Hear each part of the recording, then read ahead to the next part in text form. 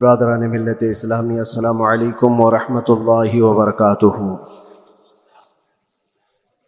الحمد للہ وکفا وسلام علی حبیبہ المصطفیٰ، اما بعد فاعوذ باللہ من الشیطان الرجیم، بسم اللہ الرحمن الرحیم۔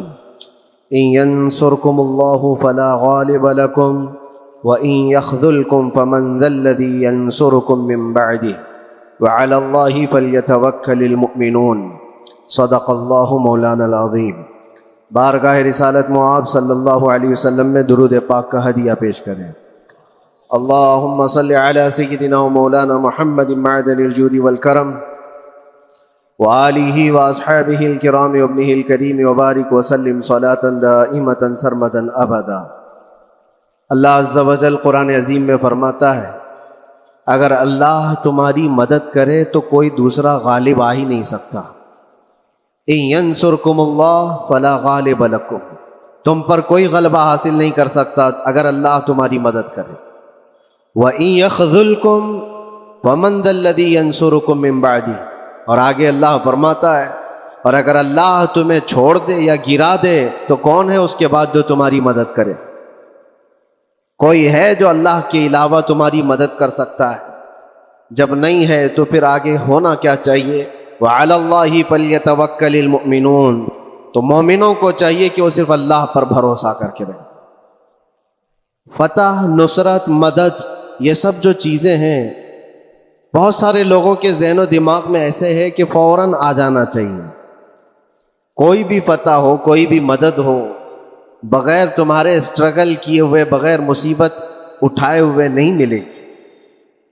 اگر فتح و نصرت یوں ہی آپ کو روزانہ ملنے لگ جائے تو کیا رسول پاک صلی اللہ تعالیٰ علیہ وسلم مدینہ طیبہ میں بیٹھ کر دعا کرتے تو ساری چیزیں فتح یاب نہیں ہو جاتی؟ آپ صلی اللہ تعالیٰ علیہ وسلم کو بدر میں جانے کی ضرورت کیا پیش آتی؟ احد میں اپنے 70 جوان صحابہ کی شہادت پیش کرنے کی ضرورت کیا پیش آتی؟ اور اسی طرح سے خیبر ہو کہ حنین ہو کہ طائف ہو، کتنی جنگیں ہیں جس میں اپنی جان کی بازی لگائی صحابہ نے۔ سب سے بڑا معرکہ تو کربلا کا دیکھیں آپ، جہاں پورا کا پورا خاندان شہید ہو گیا ہے۔ تو فتح و نصرت بغیر قربانی کے اور بغیر تکلیف کے ایسی ہی آ جائے؟ آج کے زمانے میں ہم سوچ کر کے بیٹھے، ایسا نہیں ہوتا۔ اسلام زندہ ہوتا ہے ہر کربلا کے بعد، اور اللہ کی مدد آتی ہے، یہ بھی نہیں ہے کہ نہیں آئے گی۔ کچھ لوگ مایوس ہوتے ہیں، کچھ لوگ نروس ہو جاتے ہیں اور بھاگنے پر مجبور ہوتے ہیں۔ یہ امتحانات کی گھڑی ہوتی ہے۔ ایک حدیث پاک میں آپ کو بتاتا ہوں، اللہ کے نبی صلی اللہ تعالیٰ علیہ وسلم ارشاد فرماتے ہیں کہ آخر زمانے میں ایک ایسی عظیم جنگ ہوگی ایمان والوں کی اور رومیوں کے درمیان۔ کفار و مشرکین ہیں اور مسلمین ہیں۔ اس کو ملحمۃ الکبریٰ کہا گیا ہے، قیامت سے قریب ہونے والی یہ سب سے بڑی جنگ ہے۔ اسی سے آپ اندازہ لگائیں، اللہ کے حبیب صلی اللہ علیہ وسلم ارشاد فرماتے ہیں کہ اس میں کفار و مشرکین 80 جھنڈوں کے نیچے آئیں گے، اور ہر جھنڈے کے نیچے 12,000 کی فوج ہو، جو تقریباً حساب کرنے پر 9,60,000 کی فوج بن جاتی ہے۔ اگر وہ مومنین سے مقابلہ کرنے کے لیے اتنی بڑی فوج ایک جگہ جمع ہوتی ہے تو پھر اس جنگ کا اندازہ کریں کتنی بڑی۔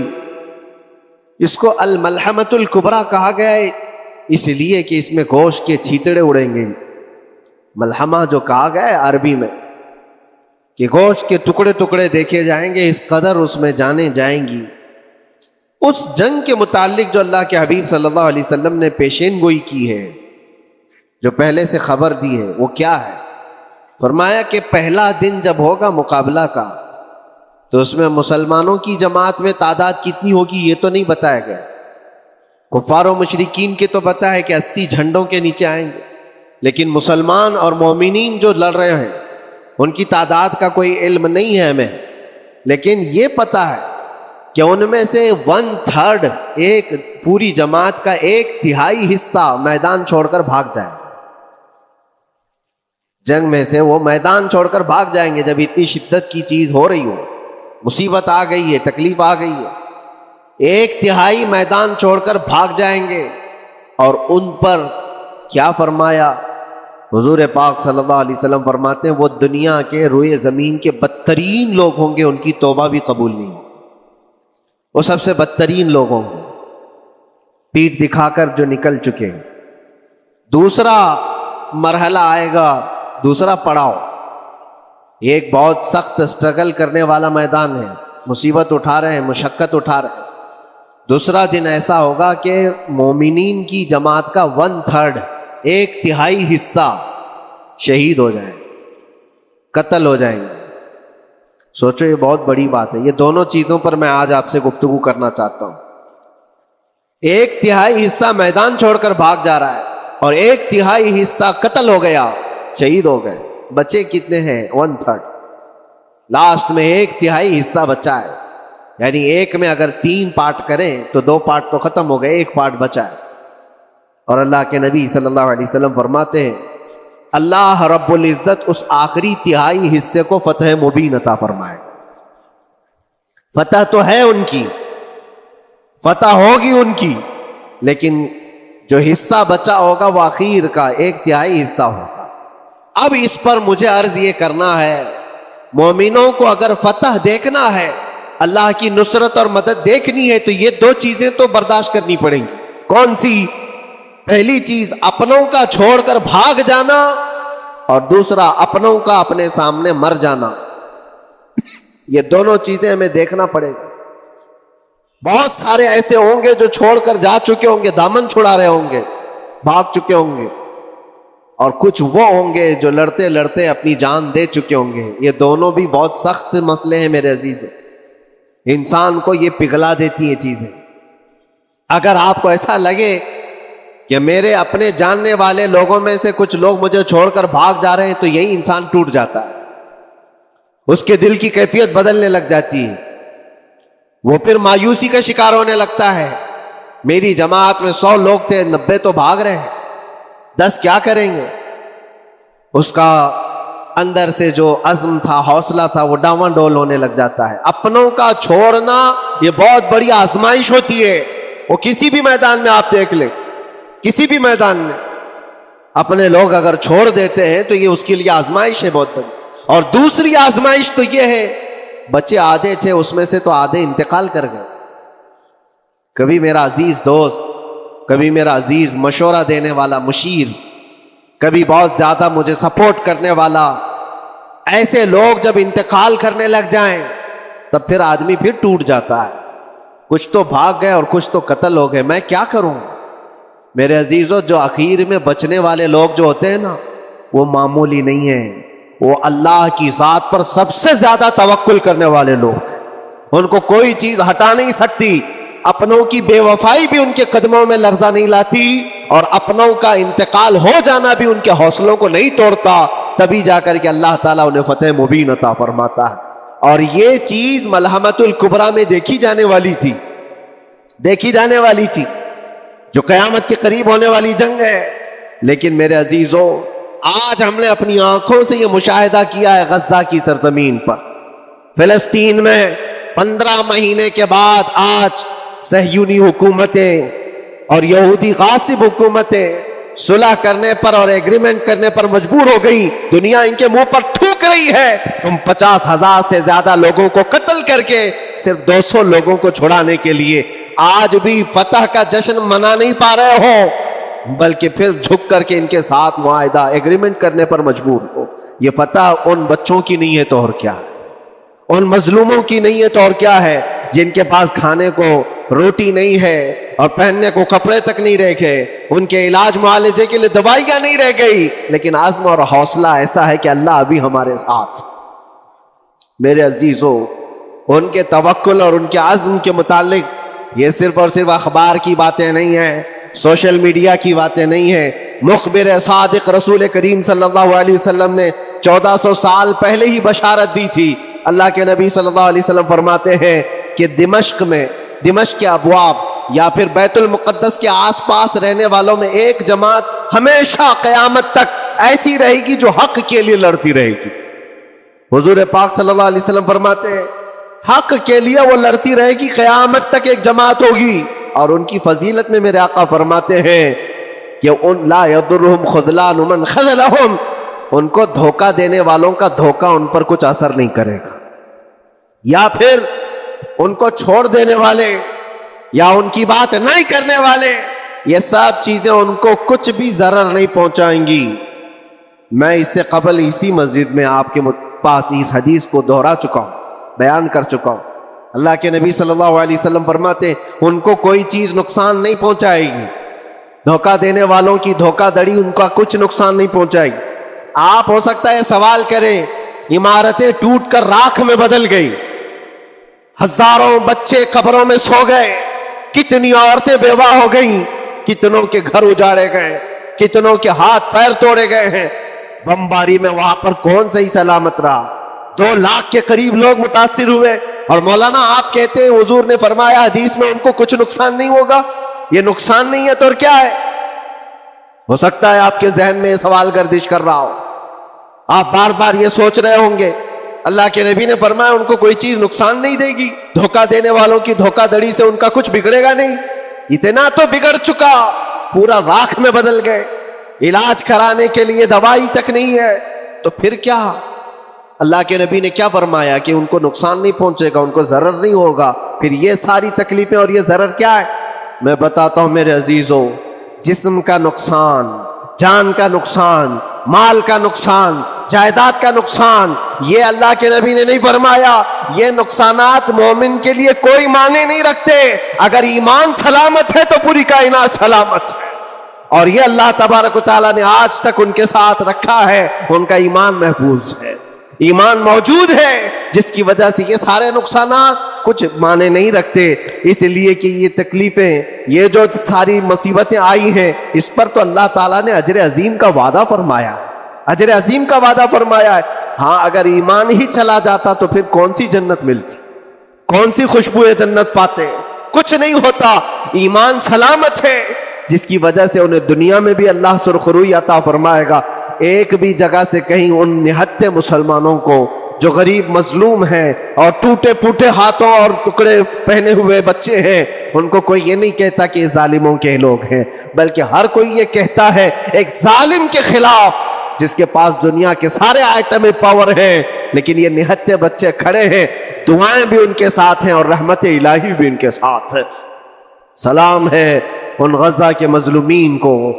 اور وہاں تو بچے، مرد تو مرد، عورتیں.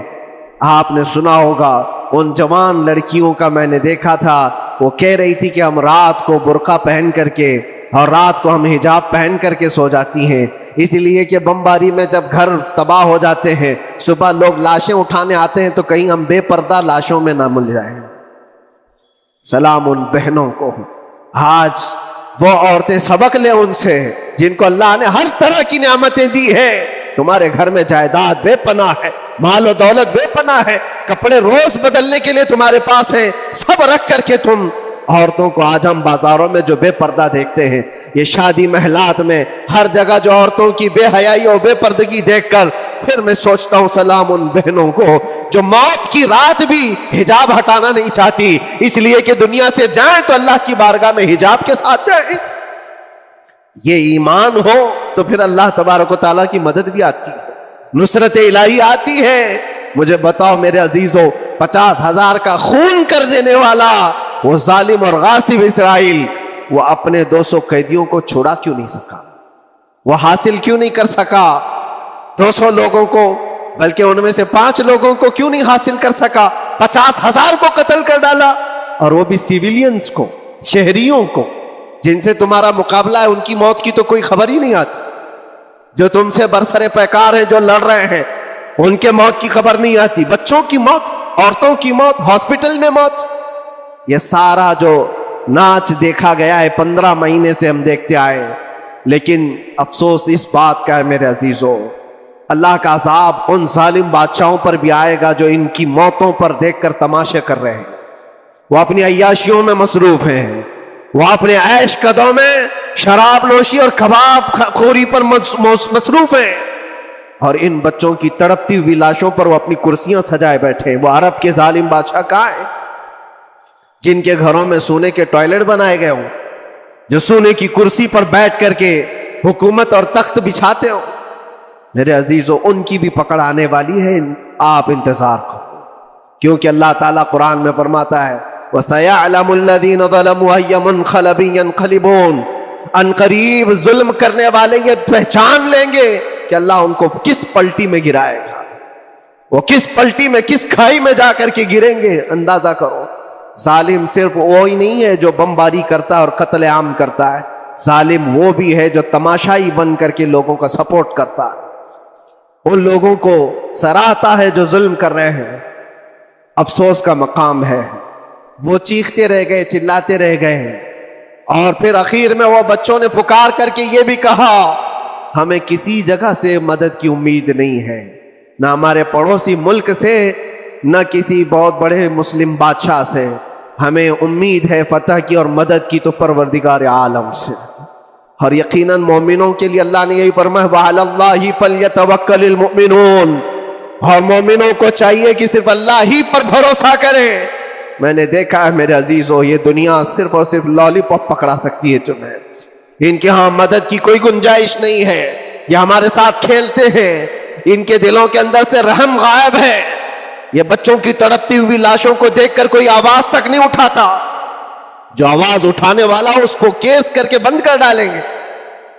جو بھی اگر مظلوموں کے لیے آواز اٹھائے، ان کا پرچم لہرائے، تو کتنے تو یہاں پر FIR ہو گئے، بند کر دیے گئے۔ کیوں؟ مظلوموں کے لیے آواز اٹھانا کیا یہ ہمارا رائٹ نہیں ہے، ہمارا حق نہیں ہے؟ تم ظالموں کے لیے علل اعلان بات کر سکتے ہو، ہم مظلوموں کی بات بھی نہیں کر سکتے، کیسی بات ہے؟ میرے عزیزو، ہم جس دنیا میں جی رہے، اسی لیے میں آپ سے کہتا ہوں اٹھو، وہ گھر نہ حشر نہ ہوگا پھر کبھی، دوڑو کہ زمانہ چھال اپنی چل گیا، قوت عشق سے ہر پست کو بالا کر دو، دہر میں نام محمد سے اجالا کر دو۔ تمہارے پاس طاقت و قوت نام کی کوئی چیز ہے تو وہ ایمانی طاقت ہے، باقی کوئی چیز، کوئی طاقت و قوت تمہاری مدد نہیں کرے گی۔ وہ قوت ایمانی ہے جو بدر میں صحابہ کے ساتھ تھی، وہ قوت ایمانی ہے جو احد میں بھی صحابہ کے ساتھ تھی، وہ ایمانی طاقت و قوت کا جوش ہی ہے جو 4000 ہوتے تو 40,000 پہ بھاری ہوا کرتے تھے، وہ ایمانی طاقت و قوت ہی ہے جس پہ اللہ کی مدد اور نصرت آتی ہے۔ آج مومنو، آپ سب سے زیادہ اللہ پر توکل کرو، اللہ پر بھروسہ کرو۔ میں نے دیکھا ہے میرے اپنے معاملات میں 8 مہینے تک میں اسٹرگل کرتا رہا، پل پل دیکھتا رہا، اور ایسی زمین پر مجھے لٹایا جاتا جہاں فرشی بھی نہیں ہے، پتھروں کی زمین پر لیٹ لیٹ کر کے ہماری کمر ٹوٹنے پر آتی۔ اس وقت لوگ یہ کہتے فلاں کی طرف سے مدد آ جائے گی، فلاں کی طرف سے مدد آ جائے گی، ہم نے یہ لائن بھی لگا دی ہے، یہ سورس بھی لگا دیا ہے، ہر طرف دیکھتا رہا، اخیر میں پھر یقین ہوا مدد کہیں سے نہیں، میرے پروردگار سے ہی آئے گی۔ اللہ ہی مدد کرتا ہے مومنوں کی، بس یہ ہے کہ صبر ضروری ہے اور تھوڑی مصیبت اٹھانا ضروری ہے، اس لیے کہ مزاج ہے اسلام کا، اسلام زندہ ہوتا ہے ہر کربلا کے بعد۔ اپنی قربانیاں دو اور قربانیاں ضائع نہیں ہوتی، رنگ لائیں گی، ہماری شہادتیں رنگ لائیں گی، ان بچوں کی شہادتیں رائے گاہ نہیں جائیں گی جو 40,000 کے قریب شہید ہو چکے ہیں، وہ رنگ لائے گی۔ فتح بیت المقدس کے لیے ان کی قربانیاں، ان کی شہادتیں ایک عظیم باب بن کر کے نکلیں گی، ایک عظیم دروازہ بن کر کے نکلیں گی۔ آپ انتظار کرنا، وہ دن قریب آ رہا ہے جس کے متعلق میرے مصطفیٰ نے بشارتیں دی ہیں۔ ایک وقت وہ آئے گا جب امام مہدی کا ظہور ہوگا اور صرف پرچم اسلام لہرائے گا، وہ دن آئے گا، یہ قربانیاں ضائع نہیں جائیں گی میرے عزیزوں۔ اور اللہ کریم نے قرآن میں فرمایا، آپ لوگ ڈرتے ہوں گے، مولانا پھر سے یہ ساری چیزیں بول رہے ہیں، ان کو برا لگے گا، ان کو برا لگے گا، بہتوں کو برا لگے گا، یہ میری بات نہیں، قرآن کہتا ہے وَلَوْ كَرِهَ الْكَافِرُونَ وَلَوْ كَرِهَ الْمُشْرِكُونَ۔ اللہ قرآن میں فرماتا ہے يُرِيدُونَ لِيُطْفِئُوا نُورَ اللَّهِ بِأَفْوَاهِهِمْ، لوگ تو چاہتے ہیں اللہ کے چراغ کو اپنے منہ کے پھونکوں سے بجھا دیں، اللہ کے چراغ کو اپنے منہ کے پھونکوں سے بجھا دیں۔ اللہ کا چراغ اسلام ہے، اللہ کا چراغ یہ قرآن ہے، اللہ کا چراغ رسول پاک کی ذات ہے۔ اور ظالم یہ چاہتے ہیں اپنے منہ کے پھوکوں سے اس چراغ کو بجھا دے، اور قرآن کہتے ہیں واللہ متم نورہ، اللہ تعالیٰ اپنے نور کو، اپنے چراغ کو مکمل کر کے رہے گا اور پوری دنیا میں غالب آ کر رہے گا۔ آخر میں یہ جملہ اللہ نے فرمایا اگرچہ کافروں یہ بات ناپسند کرتے ہوں، اگرچہ مشرک یہ بات ناپسند کرتے ہوں، میں نہیں کہہ رہا، اللہ کہہ رہا ہے یہ بات تو بری لگے گی ہی۔ ایسا کیوں بولتے ہیں؟ اس لیے کہ یہ ہونے والا ہے جو قرآن نے کہا۔ یاد رکھو زمین اوپر جا سکتی ہے، آسمان نیچے آ سکتا ہے، لیکن میرے رب کا فرمان کبھی ٹل نہیں سکتا۔ جو قرآن نے کہا ہے وہ ہو کر رہے گا، اور اسی پر ایمان ہم سب مومنوں کی شان ہے، ہم سب مومنوں کی شان ہے۔ بس آپ کے لیے ذمہ داری یہ ہے، آؤ ان برائیوں کی وادیوں سے جس میں پڑے ہوئے ہو، نوجوانوں سے میں گزارش کرتا ہوں تمہاری نمازوں کا حساب کر لو، تمہارے اپنے اعمال کا حساب کر لو۔ اللہ کی مدد کو پکارتے ہو تو یقیناً اپنے چہرے صاف تو کر لو، اپنے دلوں کو پاک تو کر لو، اپنے اعمال، اپنی پیشانیوں کو مسجدوں کے سجدوں سے سجا تو لو۔ پھر مانگنے میں تمہیں ایک مزہ بھی آئے، ایک لطف بھی آئے، رحمان کی بارگاہ میں ہاتھ اٹھائیں تو آپ کو لطف بھی آئے، اپنے لیے بھی اور مظلومین کے لیے بھی مانگنے میں مزہ تو آئے۔ لیکن جب آج ہاتھ اٹھاتے ہیں تو پھر یہ دل میں بات آتی ہے، فجر تو قضا کر کے سویا تھا، عشاء تو پڑھا نہیں تھا، اور میرے حالات یہ ہیں، حرام کھایا ہوا ہے، کسی کا مال غصب کیا ہوا ہے۔ ان تمام معاملات کو لے کر کس طرح سے ہاتھ اٹھاؤ گے اللہ کی بارگاہ میں؟ پہلے اپنے آپ کو پاک کر لو میرے عزیزو۔ جب صاف ستھرے ہو جاؤ تو پھر اللہ کی مدد بھی آئے گی۔ اس لیے کہ دنیا میں ہم نے دیکھا ہے صاف پیالہ لے کر کے آؤ گے تو دودھ بھی ڈالا جا سکتا ہے اور مٹھائی بھی دی جا سکتی ہے، لیکن پیالے میں ہی کیچڑ بھر کر کے لاؤ تو دودھ دینے والا کیا اس میں دودھ ڈالے اور مٹھائی دینے والا کیا اس میں مٹھائی ڈالے۔ یہ تو دنیا والوں کا دستور ہے، بلا تشبیہ و بلا تمثیل۔ اپنے پاک دلوں کو لے کر اللہ کی بارگاہ میں جاؤ تو فوراً تمہارے لیے مدد بھی آ جائے، فوراً مدد بھی آ جائے۔ اللہ کریم ان غزہ کے نہتے اور مظلوم مسلمانوں کی فتح کو سدا قائم و دائم رکھے، اور ان کے ٹوٹے پھوٹے بکھرے گھروں کو اللہ تعالیٰ پھر سے آبادی عطا فرمائے، ان کے کمزوروں کو مولا طاقت و قوت عطا فرمائے، ان کے شہیدوں کو مولا اجر عظیم نصیب فرمائے، ان کی بیواؤں کو مولا صبر جمیل عطا فرمائے، ان کے یتیموں کو مولا طاقت و قوت عطا کرے، ان کی مسجدوں کی آواز اور ان کی گونج کو مولا پھر سے بلندی عطا فرمائے، اور ان کے صبر اور ان کے استقامت اور ان کے حوصلے کو مولا پورے دنیا کے مومنین کے دلوں میں قائم عطا فرمائے۔ ان کے ہر طرح کے حوصلے، ان کے صبر اور ان کے مجاہدانہ استقلال کو مولا ہم سب کے لیے ذریعے نجات عطا فرمائے۔ ہماری نسلوں کے لیے اللہ تعالیٰ ایک سبق آموز حکایت عطا فرمائے۔ مولا کریم تیرے دربار میں دعا ہے ہم سب کو بزدلوں کی جماعت سے نجات عطا فرما۔ مولا ہم کو منافقین اور مشرکین اور کافرین کے وسوسوں اور ان کے تمام فتن و شرور سے محفوظ فرما دے۔ ہم سب کو ظالموں کے ظلم سے بچا، فتنوں کے فتنے سے بچا، شرین کے شر سے بچا، حاسدین کے حسد سے بچا، جلنے والوں کی جلن سے محفوظ فرما۔ خدایا قدیر و جبار آخری سانس تک ہمارے ہاتھوں کو غیروں کے سامنے پھیلنے سے محفوظ فرما دے۔ تو اپنا اور اپنے حبیبوں کا محتاج بنا